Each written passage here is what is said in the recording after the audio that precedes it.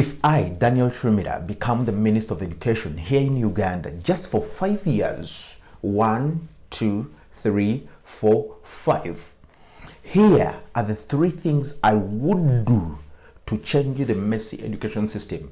Did I say messy? Yes, I did. Let's pick data here. Data shows that out of the 100 kids that join school between primary 1 and primary 7, 53 stay, 47 quit. Why do they quit? We're going to find out. Number 1, money. So the financial stress on the funders' side, those are the parents, they give up. Make sense? Low interest. So kids lose interest. But why do they lose interest in a thing they joined when they were hyped by parents, the funders, and of course the teachers, the stressed adults that teach them? Why? Why? Because they found out that whatever that is there is not matching their gifts, their strength, their talents. So they chose to give up. Next level. P7 and senior 1, 33 stay, 20 leave. Why? Money again.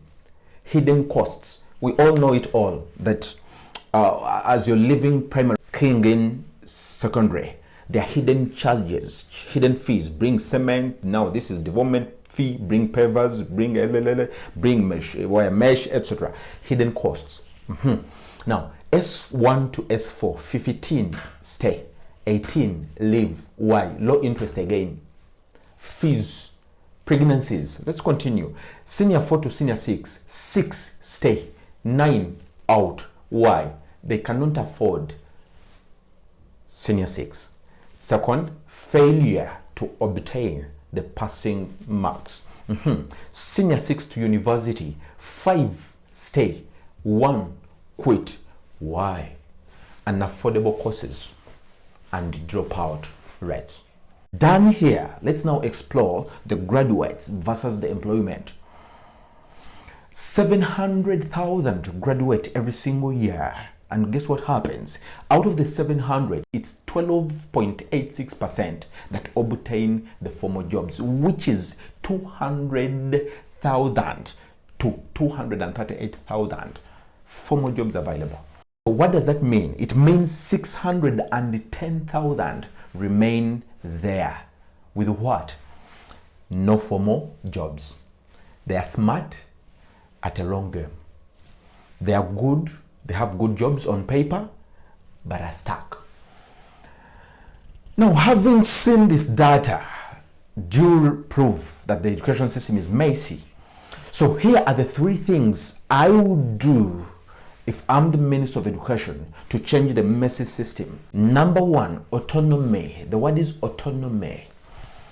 What does this mean? It does mean, do students have free choice when it comes to education? The education system they are obtaining, do they have free choice?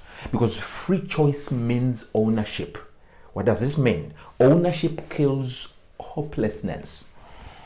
When students own education, fundamentally good, because here they do not just attend to it, they own it, they are in. So their purpose flows, and when purpose flows, everything flows. And when autonomy is in place, you're going to find out that the low interest rate goes extremely down. Number 2, progressing competence. Progressing competence. Now, when you look at this data reflects the high number of parents that are complaining about the messy system because they see it as a thing that grabs their money, but no visible competence that is seen. No visible competence, because their kids leave school when they can do nothing. You ask, oh, now what next?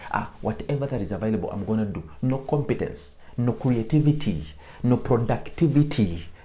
They're just followers. They're just on waiting. What is available? I jump.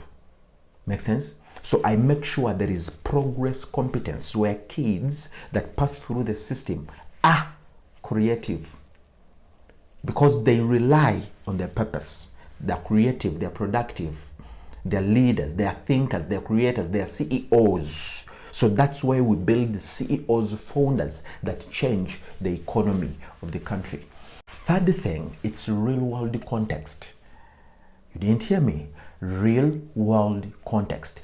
If the education children are obtaining doesn't make an impact in the real world, there is something wrong. Because when you look at this data, the final product gets out when it cannot create anything. It can't think. It is not productive. It's just following. It's not thinking of making an impact, and the impact means problem solving. So no problem they can solve because they're consumers. They just want to follow whatever that is available. Make sense? So there we rely on a country that is holding smart minds that were crippled by the system. So the education system is producing products who aren't making any impact that is positive in the real world, in the marketplace. That's why we end up importing medicine, importing labor, come do construction here, start blah, blah, blah, blah, blah, blah. What happened to ours? See, those that go through the system do not have a problem. The system has a problem. So your child, if you're parent listening to me, your child has no problem. It's the system, the information they obtain that has a problem. Because he who controls the information you feed on doesn't need to worry about your actions. So those are the three things I would do if I'm the Minister of Education now. Makes sense? Daniel Trimila. I remain DK. I'm just your boy. Cheers.